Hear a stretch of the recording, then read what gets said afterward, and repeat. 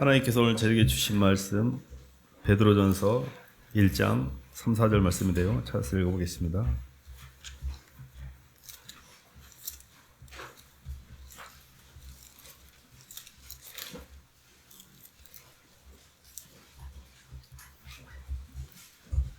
신약 377쪽입니다. 베드로전서 1장 3절 4절 말씀, 우리 주 예수 그리스도의, 찾으셨으면 한 목소리 읽어보겠습니다. 시작. 우리 주 예수 그리스도의 아버지 하나님을 찬송하리로다.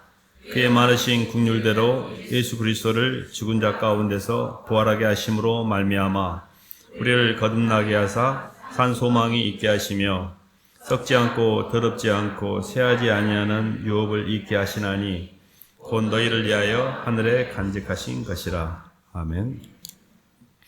박수로 하나님께 영광 돌리겠습니다. 하늘의 산 소망으로 살자라는 말씀 제목인데요. 하나님께서 천지를 창조하시고 인간을 만드실 때 인간을 창조한 목적이 성경에는 정확하게 기록이 되어 있습니다. 하나님이 인간을 창조하신 목적은 인간을 하나님의 형상대로 창조했다라고 성경은 기록하고 있습니다.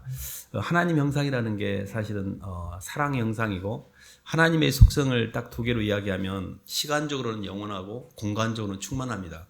한마디로 인간을, 흙덩어리를 시간적으로 영원하고 공간적으로 충만한 존재로 만들기로 계획하신 것이죠. 이 계획을 수행하기 위해서 하나님은 두 가지를 준비하셨습니다. 첫 번째는 흙에다가 생기를 집어넣어 생명이 되게 하는 이 하드웨어, 이 몸을 먼저 만드신 거고요. 두 번째는 하나님의 방법으로 하나님의 영, 생명과 되시는 하나님의 영이 우리 안에 임재가 되므로 하나님의 영을 집어넣으셔서 하나님의 영과의 만남을 통해 이 창조를 완성하려고 했거든요. 근데 이게 사실은 이제 저희들이 살아가면서 인간이 갖는 가장 큰 고통과 불안의 원인이 뭔고 하니 죽음에 대한 두려움입니다. 사실 사람들은 매 순간 고민하고 두려워하고 불안해하는 모든 것이 죽음과 내 것에 대한 부담 때문에 그러거든요. 그러니까 사실은 이 문제가 인생을 살면서는 가장 큰 해결해야 될 중요한 문제 중에 하나가 죽음의 문제를 해결하는 것이라고 생각했습니다. 이 죽음의 문제만 해결할 수 있다면 우리가 이 땅에서 휘둘리지도 않고 끌리지도 않고 이렇게 두려워하지도 않고 불안하지도 않을 텐데, 사실 이 죽음의 문제를 해결한다는 것 자체가 그렇게 쉬운 문제가 아니었습니다. 그래서 오늘 말씀을 잘 들으면 산소망이라는 게, 하늘의 산소망이라는 게 땅에서의 죽은 희망과는 다른 말이거든요. 어떻게 우리가 땅에서 하늘에 살아있는 산소망을 가질 수 있는지 그 비밀이 이제 이 성경 말씀에 기록되어 있는데요. 하나님의 방법은 뭐였냐면 선악과를 따먹지 않는 방법이었어요. 선악과를 따먹는다는 게 무슨 이야기냐면, 나는 창조주이고 너는 피조물이라고 하나님이 금하신 게 하나 있었어요. 선악과를 따먹는다는 정령 죽으리라. 이 말은 하나님의 제한적인 울타리 속에 하나님의 주권적인, 하나님께서는 허락하신 범위 안에서의 우리의 자유의지를 하나님께 허락하신 거였거든요. 근데 하나님이 정하신 범위를 넘어가는 게 뭐냐면 선악과를 따먹고 내가 하나님처럼 사는 거예요. 이게 인간이 갖고 있는 가장 고통의 뿌리거든요. 이게 어떤 의미냐면, 하나님을 마음에 두기 싫어하고 내가 선악과를 따먹고 내가 대장되어져서 내 선악을 구별해서 환경을 좋게 만들고 내 노력을 통해서 내 시간과 공간에 대한 이 부담을 내가 해결할 거야. 하나님 없어도 괜찮아. 이렇게 첫 번째 선택을 하는 게 아담의 선택이었거든요. 근데 왜 아담이 이 선택을 했냐면, 아직 바싹 깨진 인생을 살아보지 않았기 때문에 그래요. 한 번도 가장 절망의 심연 가운데 내려앉아서 이렇게 내가 죽는구나라는 그 참담한 지옥을 경험하지 못했기 때문에 아직 살만하니까 그 거푸집을 가지고 사는 것이 그닥 재미있는 것처럼 느껴지니까 지금 살만한 거예요. 사실 인간이 이렇게 정말 절망의 심연 가운데, 고통 가운데 내려가 보지 않고서는, 자신에 대해서 절망하지 않고서는 하나님을 찾지 않습니다. 왜 하나님께서 인간을 그러니까 시간과 공간의 제약에 묶여두었냐면, 그렇게 하지 않고서는 인간이 돌아오지 않기 때문에 그만큼 교만해요. 웬만큼 해갖고 돌아오지 않습니다. 절대 돌아오지 않아요. 탕자가 집을 나갈 때 아버지의 분깃 돈만 달라고 그랬습니다. 아버지는 좀 불필요하고 그게 환경의식이에요. 하나님의 사랑이라는 내적인 생명과라는 하나님이 주신 방법은 아버지와의 연합이라는 생명과의 구조였는데, 탕자가 생각해냈던 지혜로운 방법이 뭐였냐면 선악과를 따먹고 환경과의 연합이에요. 마귀와의 연합. 인격적 만남이 없이 내가 대장되어져서 내 욕망대로 사는 거예요. 먹고 마시고 즐기면서 내가 대장되어 사는 이것이 너무 달콤한 유혹이었어요. 그러니까 아버지와의 연합은 부담스러운 거예요, 계속. 그리고 땅으로 붙어가지고 내가 대장되어서 내 마음대로 살고 싶은 이 선악과 유혹이 아주 강렬했고요. 그 강렬한 유혹에 의해서 선악과를 취하게 됩니다. 실은 그거는 시간과 공간의 제약 가운데 영원히 갇히게 돼요. 그래서 사람은 영원히 죽을 수밖에 없는 존재가 된 겁니다. 사실은 우리가 선악과를 따먹는 순간에 너희가 정령 죽으리라 그럴 때 아담 죽지 않았는데 영적으로 죽은 겁니다. 하나님의 임재가 사라져버렸어요. 내 속에 성령의 임재가 없으니까 시공에 대한 부담이 그대로 직격탄으로 나한테 다가오는 거예요. 죽음도 무섭고 내 것에 대한 부담도 무섭고 평생 이렇게 휘둘리며 사는 겁니다. 이 문제를 해결하기 위해서 사실은 오랜 세월 동안에 하나님께서 준비를 하셨어요. 그래서 성경에 보면 때가 참이라는 말씀이 나오는데요. 갈라디아서 한 말씀 봐볼까요? 갈라디아서 4장.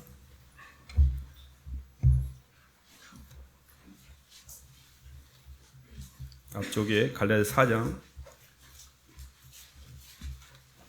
4절 5절 말씀 읽어보겠습니다. 4절로 6절까지 읽어보겠습니다.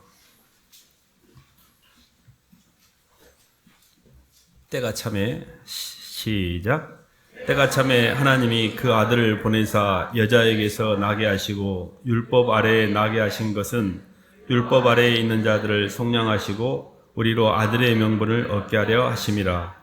너희가 아들임으로 하나님이 그 아들의 영을 우리 마음 가운데 보내사 아빠 아버지라 부르게 하셨느니라. 아멘. 사실 그 예수님이 이 땅에 오시어서 이 때가 참이라는 의미는 뭔고 하니 인간의 제약이 완악함과 스스로 하나님이 없이 스스로 내가 살만하다라는 이 살만하기 때문에 하나님을 찾지 않는 건 아예 때가 안 찬 거예요. 그러면 개인의 인생 가운데도 아직은 내 환경이 그럭저럭 괜찮아.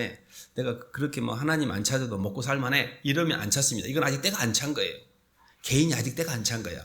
우리 모든 인류의 때가 탕자가 허랑방탕한 생활을 해서 이제 계속 아버지한테 받았던 분기 다 잃어버리고 이제 지엄열매를 더 많이 먹고자 돼지하고 싸우는 생존에 급급한 인생으로 떨어집니다. 인간은 임재가 결핍되면 생존에 급급하게 돼요. 몸뚱이로 살기 때문에 생존 자체에 대한 부담, 환경에 대한 부담이 엄청나게 쏟아집니다. 이게 굉장한 고통이거든요. 이 바닷가에 칠 때 그때까지 기다리신 거예요.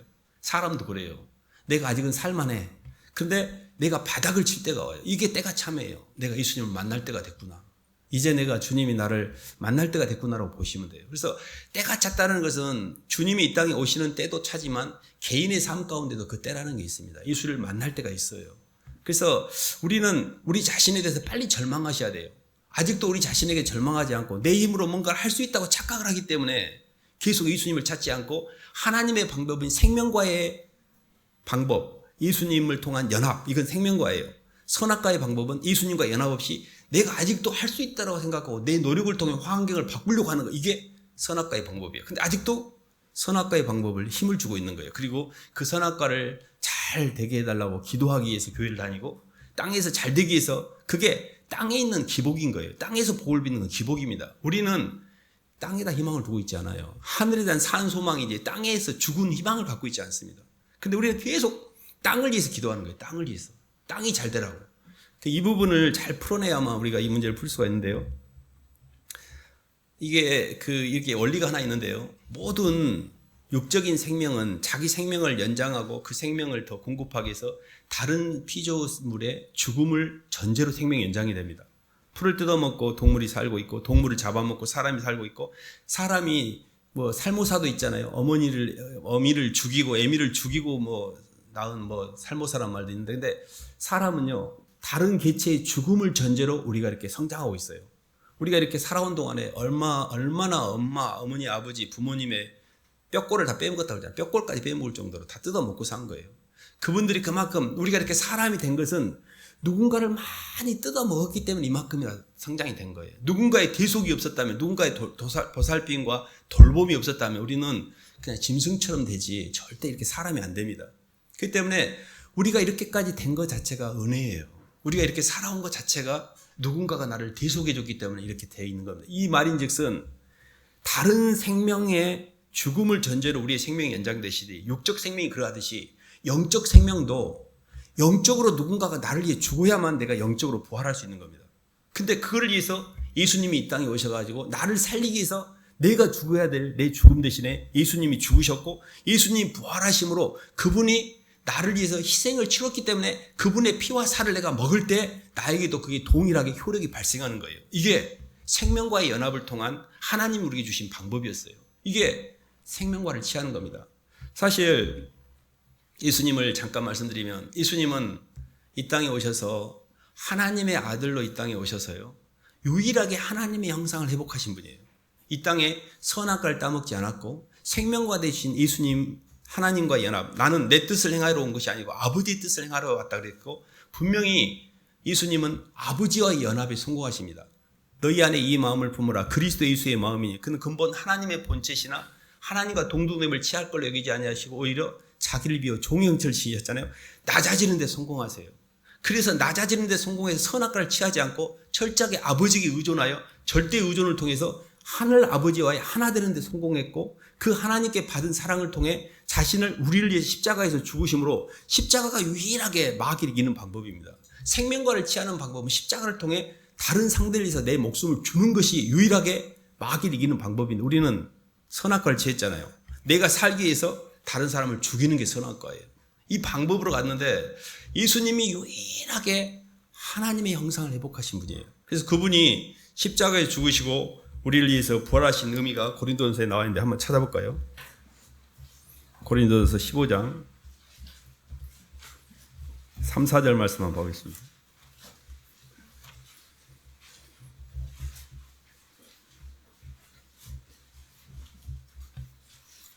신약 281쪽입니다. 내가 받은 것을 3절 4절 읽겠습니다. 시작. 내가 받은 것을 먼저 너에게 전하였노니 이는 성경대로 그리스도께서 우리 죄를 위하여 죽으시고 장사 지낸 바 되셨다가 성경대로 사흘 만에 다시 살아나사. 아멘. 조금 한 장만 넘겨서 20절도 한번 읽겠습니다.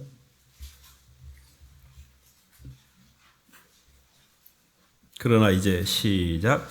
그러나 이제 그리스도께서 죽은 자 가운데서 다시 살아나사 잠자는 자들의 첫 열매가 되셨도다. 아멘. 내가 받은 것을 먼저 너에게 전하였노니 이는 성경대로 그리스도께서 우리를 위해서 우리 죄를 위하여 죽으시고 장사 지낸 바 됐다가 사흘 만에 부활하셨다 그랬잖아요. 예수님의 죽으심, 예수님이 죽으시고 부활하심으로 예수님이 죽으시고 음부까지 내려가셔서 부활하심으로 음부까지 내려가가지고 다시 살아나온 존재가 없습니다. 예수님 이전에 죽음을 극복한 존재를 우리는 본 적이 없어요. 모든 존재가 음부로 들어가서 죽고 살아나지 못했습니다. 예수님이 십자가에서 죽으시고 음부까지 가서 다시 부활하심으로 살아나신 의미는 이제 우리가 마귀가 우리에게 걸고 있는 최고의 그 권력이 있어요. 그게 죽음에 대한 두려움이에요. 그래서 우리가 죽음에 꽉 잡혀가지고 이게 종로로 타는 거예요. 두려움 가운데. 근데 예수님이 십자가에서 죽으시고 부활하심으로 그 예수님의 부활하신 그 예수님의 마음, 예수님의 영을 받아들인 자에게는 더 이상 죽음의 권세가 우리를 더 이상 주장하지 못하도록 해놓으셨어요. 이것이 죄와 사망의 법에서 우리를 죄와 사망의 법에서 생명의 성령의 법으로 옮기셨다라고 성경이 이야기하고 있거든요. 이거를 잘 이해하셔야 되는데 한 번도 죽었다가 다시 살아난 사람이었기 때문에 부활이라는 개념이 없었습니다. 그 당시 초대교회 때 바리새인들도 바리새인은 그래도 부활을 했는데 사두개인들은 부활을 인정하지 않았고요. 예수님의 제자들도 예수님이 하나님의 아들 메시아인 걸 다 인정했지만 부활을 믿지 못했어요. 근데 기독신앙은 부활신앙입니다. 나는 곧 부활이요 생명이니 나를 믿는 자는 죽어도 살겠고 살아서 나를 믿는 자는 영원히 죽지 아니하리니 이것을 내가 믿느냐 그랬잖아요. 예수님 당신은 부활이고 생명이기 때문에 죽을 수가 없었어요. 그렇기 때문에 그분이 음부까지 내려가가지고 우리에게 모든 죽음의 종로로 한 사람들 다 데리고 다시 하나님의 보좌 우편에 앉히시고 이제 모든 죽음의 음부의 권세에 묶여있던 그 영혼들에게 부활의 소망을 주신 거예요. 죽음을 해결하는 방법은 이 죽음이 인간이 가장 해결해야 될 첫 번째 해결할 중요한 문제라고 했잖아요. 죽지 않으려고 막 보약 먹고 막 좋은 것이랑 몸에다 다 먹고 이런 게 아니고 예수님의 생명을 취하는 거예요. 두 번째 생명인 부활이요 생명이신 주님과의 연합, 이거를 가진 자들에게는 죄와 사망의 권세가 우리를 더 이상 어떻게 하지 못해요. 이게 기독신앙이에요. 기독신앙은 예수님이 십자가에서 죽으시고 부활하심으로 내 모든 죄를 도말하셨어요. 항상 말씀드리잖아요. 율법을 쫓아 거의 모든 물건이 피로서 정결케 되나니 피 흘림이 없은즉 죄사함이 없게 돼 있어요. 근데 그 핏값을 치우고 그 핏값에 대한 것을 받아들인 자에게는 더 이상 그 죄가 주장을 못하고, 이거를 일사부재리 원칙이라고 했잖아요. 동일 죄에 대해서 두 번 처벌을 못해요. 예수님이 내 과거에 지은 죄와 현재 짓고 있는 죄와 모든 미래 유사일의 모든 피조물의 모든 죄를 담당하실 만큼 하나님이셨던 당신이 직접 이 땅에 오셔서 당신의 몸을 제물로 드려서 십자가에서 죽으심으로 우리를 구원하셨기 때문에, 예수님의 십자가의 죽으심과 부활하심은 기독신앙에서 가장 진리이며, 그 소식을 듣고 있는 우리에게는 어마어마한 겁니다. 그런데 이게 서두에 말씀드렸듯이 예수님의 피와 살을 먹지 않는 자는 나와 상관이 없다는데, 저희도 우리와 같이 복음 전함을 받은 자이나 그 들은 바 말씀이 그들에게 유익되지 않는 이유는 듣는 자가 믿음을 결부시키지 않더라. 믿지 않는 이 한 가지 이유만으로 이 영의 임재가 안 돼요.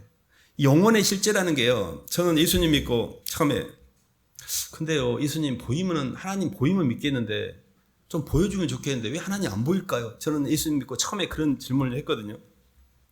근데 그게 나중에 이제 깨달은 건데, 보이면 더 이상 시간과 공간 안에 제약된 존재이면 하나님이 아니시겠죠. 근데 실제적으로 성령의 임재로 말미암아 산 영혼의 실제, 하나님의 영이 우리에게 임재가 되어서 아들의 영을 우리 마음 가운데 보내서 아버지라 부르게 하세요. 이거를 조금 설명을 드리면 이런 건데요. 사람이 이렇게 자연을 볼 때 자연을 의식한다 그러지 않아요. 막 자연을 의식하고, 자연이 나를 어떻게 볼까 부끄럽고 창피하고, 막 나무가 나를 어떻게 생각할까 고민되고, 장미는 저렇게 예쁜데 장미가 나 판단하지 않을까? 나 이렇게 초라한데? 이러지 않잖아요. 자연은 감각한다 그러지 의식한다 그러지 않아요. 영적인 존재만 의식이 돼요. 사람 의식이 됩니다. 저 사람이 나를 어떻게 볼까 의식이 돼요. 근데 예수님이 의식이 됩니다. 예수님 앞에 너무 내 모습이 초라하고 죄송하고 예수님 의식이 돼요. 예수님의 인격적인 존재로서 내 안에 예수님을 영접한 사람들은 예수님을 의식하게 돼 있어요. 이거를 영혼의 산 영혼으로서 영혼을 실제로 인식하게 돼 있어요. 그리고 그걸 극명하게 인식하는 게 뭐냐면, 주님의 사랑이 느껴지고 그 사랑 때문에 회개가 일어나고 눈물이 나고 죄송하고 내가 너무 더럽고 너무 죄송하고 이게 나타나요. 아니 사람은요, 잘 봐보세요. 저도 그런 체험이 있는데 정말 영적인 분 앞에 가면 눈물이 나요. 너무 죄송해. 이렇게밖에 못 산 거에 대해서. 근데 저는 예수님 앞에 십자가에 앉았을 때 막 너무 죄송한 거예요. 그러니까 우리 영혼은 상대방의 영혼을 통해 비치게 돼 있어요. 그 영혼이 내게 들어오게 돼 있다고요. 그게 예수님이 말씀이 육신인데 우리 가운데 거하신다 그랬잖아요. 그게 말씀이 그분을 생각하는 그 말을 통해 상으로 우리에게 들어오게 돼 있어요. 상이 들어와요. 상사병이라고 그러잖아요. 상이 들어옵니다. 누구를 많이 생각하면 상이 들어와요. 예수님을 진심으로 인격적으로 만난 사람들, 예수님의 상이 들어오고 그 예수님의 마음이 전달이 돼요. 근데 그 예수님의 마음이 전달되어 느껴지는 걸 성령의 임재라고 그래요. 그 주님의 사랑이 내게 느껴져서 막 눈물이 나고 회개가 일어나. 이것이 완전한 영적인 존재로서의 주님의 신의식이 되게 실제한다는 증거예요. 내가 예수님의 영을 받아들였다는 증거이고, 이거를 예수님을 믿는 사람들 다 체험하게 돼 있어요. 근데 우리가 왜 그게 잘 안 느껴지냐면, 아직 너무 많은 자의식과 세상의 욕망들이 가득 차 있어서 예수님의 의식이 너무 적은 거예요. 그래서 그분이 내 안에서 점점 빛이 나도록, 나의 인생의 대장은 예수님인데 내가 돈을 대장 삼아, 내가 사람들을 대장 삼아 살았구나. 예수님이 내 인생의 주님이고 내가 예수님이 가장 내 인생의 소중한 분인데 다른 것들을 내가 너무 많이 품고 있어서 그분을 내가 너무 많이 홀대하고 있구나. 이런 걸 깨달으셔야 돼요. 그래서 어떻게 하면 그러면 내 속에 있는 그 예수님이 더 선명하게 임재가 되고 느껴지는가. 그 지점이 저희들이 좀 고민하는 지점인데요. 한 말씀을 찾아볼까요? 빌립보서 4장 한번 봐보겠습니다.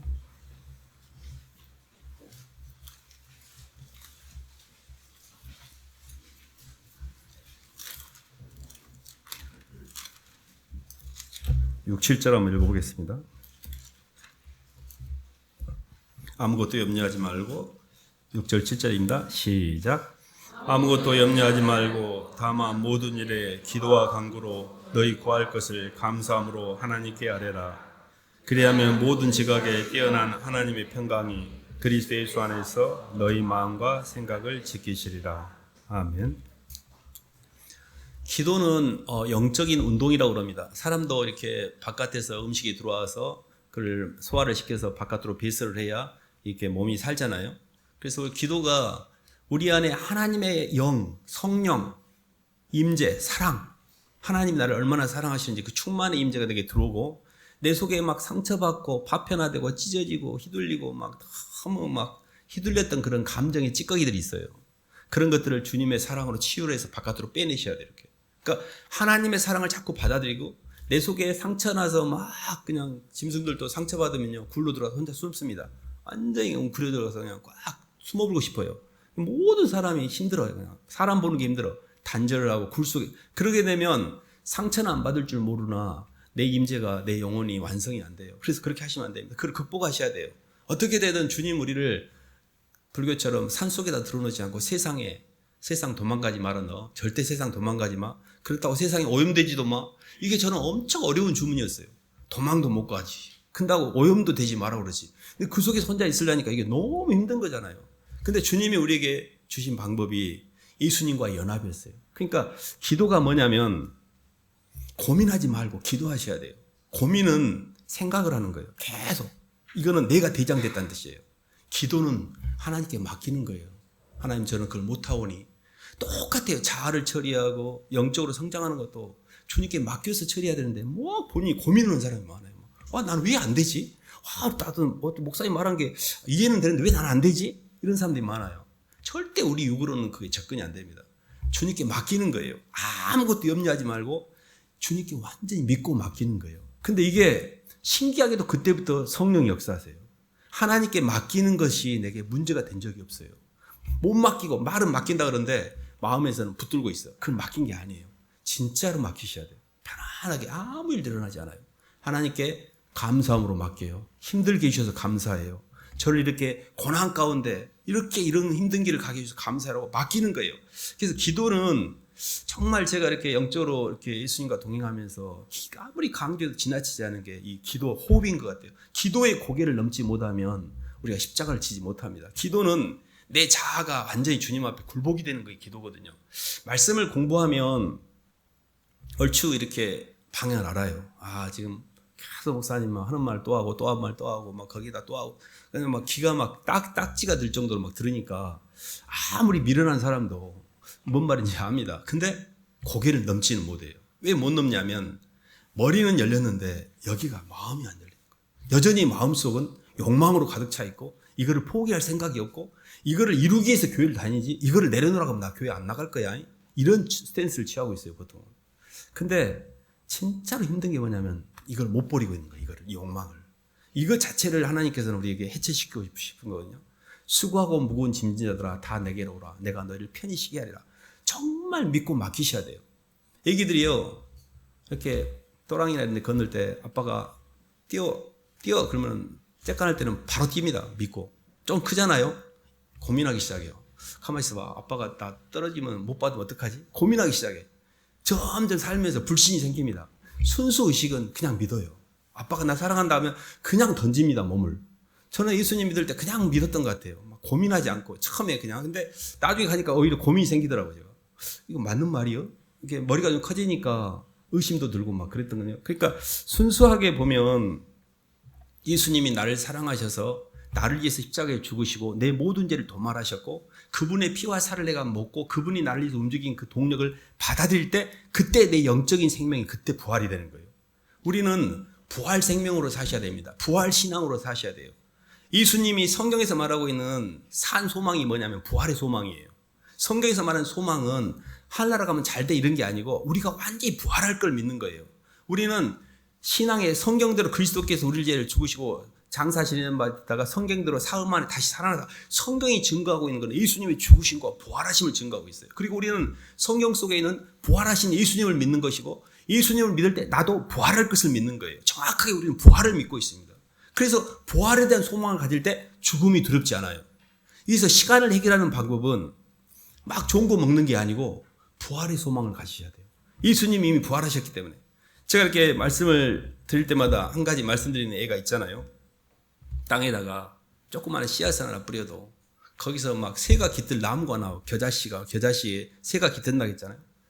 하나님의 사랑 생명의 씨앗이 내 마음에 심겨졌는데 내 몸에 아무런 변화가 없다는 것을 그걸 안 믿기가 더 어려워요. 내 속에 예수님이 들어오셨는데 내 몸 안에 아무런 이 몸 그릇 안에 이 밭 안에 예수님의 씨앗이 숨겼는데 아무런 변화가 없다는 걸 받아들이기가 더 어렵다니까요. 분명히 부활하십니다. 부활의 소망을 정확하게 믿으셔야 돼요. 기독신앙은 부활의 소망이에요. 부활의 신앙입니다. 우리가 부활을 믿을 때만이 죽음에 휘둘리지 않고 이 땅에 이렇게 막 각박하게 살지 않고 조금 더 시간적으로 더 하늘나라의 소망이 생기세요. 그래서 하늘에 산 소망의 첫 번째 소망은 부활의 소망입니다. 이거를 저희들이 좀 더 선명하게 해야 되고요.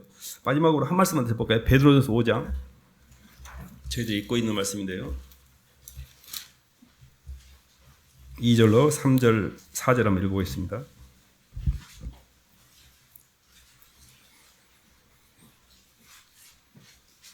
베드로전서 5장 2절로 4절입니다. 너희 중에 있는 하나님의 시작. 너희 중에 있는 하나님의 양무리를 치되 억지로 하지 말고 하나님의 뜻을 따라 자원함으로 하며 더러운 이득을 위하여 하지 말고 기꺼이 하며 맡은 자들에게 주장하는 자세를 하지 말고 양무리의 본이 되라. 그리하면 목자장이 나타나실 때 찢어지지 않은 영광의 관을 얻으리라. 아멘. 이게 이제 마지막 단계가 이제 아까 공간적인 거거든요. 공간이라는 게 뭐냐면 내 것에 많이 잡혀 있거든요. 사람은 시간적으로는 나한테 잡혀 있는데 그게 죽음이고 공간적으로는 내 것에 묶여 있어요. 근데 공간적으로 내가 이 땅에 아무리 바벨탑을 쌓아놓고 빌딩을 몇 개를 사놔도 항상 부족을 느껴요. 왜 부자들이 그렇게 돈이 많은데 왜 그거를 계속 키우다가 뻥하고 터지냐면 그게 만족이 안 되니까 그래요. 더 많이 가질수록 사람을 믿기 어렵습니다. 돈이 많으면요, 사람들이 돈을 보고 오거든요. 가난하면요, 저는 목사님 되기 전에 목회를 한다고 하니까 사람들이 싹 도망가요, 제 주변에. 다 도망가요. 너무 편안했어요. 사람들이 주변에서요, 나를 보면 막 도망가는 거예요. 뭘 좀 도와달라고 할까봐. 그래서, 야, 사람들이 나를 다 피하는구나. 아무것도 없으니까.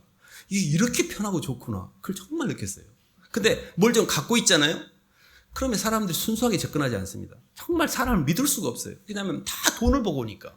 그렇기 때문에 오히려 내가 이 땅에서 이렇게 사람들을 위해서 그 물질을 수단으로 삼으셔야 돼요. 불의의 제물로 친구를 사귀라 했잖아요. 많이 땅에서 뭐 어차피 못 가져갈 거 얘라 인심이나 쓰자 그러고 많이 사람들을 길러요. 사람들한테. 맡겨온 자들에게 주장한 자를 하지 말고 오직 양무리의 본이다라. 그때 하나님이 시들지 아니하는 영광의 면류관을 준비한다는 게 하늘나라를 준비하는 거예요. 하늘에다 보물을 쌓는 거예요. 이 땅에서 막 바벨탑을 쌓으면 노새처처럼 죽을 때 땅에 너무 많은 걸 도와가지고 못 따라갑니다, 주님을. 근데 우리는 계속 하늘로 지금 트랜스퍼를 시키고 있고 택배를 보내고 있는 거죠. 하늘에다 상급을 쌓고 있는 거예요. 그게 영혼들을 위해서 투자하는 거예요. 사람들을 위해 투자하는 겁니다. 어쨌든 물질과 시간이 있다면 사람들에게 투자해야 돼요. 그리고 전도를 하고 양육을 하고 어쨌든 이것들은요 어마어마한 축복이에요. 비교가 안 되는 그게 영광의 면류관입니다. 이 땅에서 하나님께서는 공간의 문제를 해결하기 위해서 네 보물을 땅에다 두지 말고 하늘에다 쌓아라. 사실 이렇게 하나님께 물질을 드리는 거 이렇게 11조를 하고 주정헌금을 하고 헌금하는 것도 쉽지 않습니다. 이 땅을 살면서. 근데 그게 다 쌓이고 있어요. 우리가 내가 내 마음이 가는 곳에 보물이 가기 때문에 하늘나라에 많이 쌓기 때문에 거기가 내 마음이 들어오는 거예요. 근데 이 땅에서 물질도 드리기 싫어하고 주님 때문에 대가도 치르지 않고 영혼들도 돌보지 않으면 하늘에 둔 게 없기 때문에 땅에 묶이는 거예요. 그래서 저희는 전략적으로 공간을 해결하는 방법, 내 것에 대한 부담을 해결하는 방법은 하늘과 땅 사이에 내 것은 없어요. 계속 할아버지 하나님, 하늘과 땅 사이 천지의 모든 건 다 주님의 것이고 제가 잠깐 키핑하다가 그거를 영혼들과 주님을 쓰기 위한 청지기, 슈트워드십입니다. 우리는 잠깐 보관자예요. 잘 사용하셔야 돼요. 돈도 사람도. 이거는 물질도 하나님께 사람을 섬기는 데 드린 거. 이렇게 해야만 이 땅에 묶이지가 않고 점점 편안해지세요. 그래서 사실은 이제 시간과 공간을 해결하는 좋은 방법은 예수님의 생명을 받아들여서 예수님의 그 생명으로 말미암아 내가 부활의 산 소망을 갖는 것. 그리고 그 하나님의 사랑에 빚진 마음으로 영혼들 향해 조금 움직이려고 이렇게 모양 흉내만 내는 것. 근데 편안해져요. 그래서 이 하늘의 산 소망은 주님과 영혼들 위해 사는 것이고요.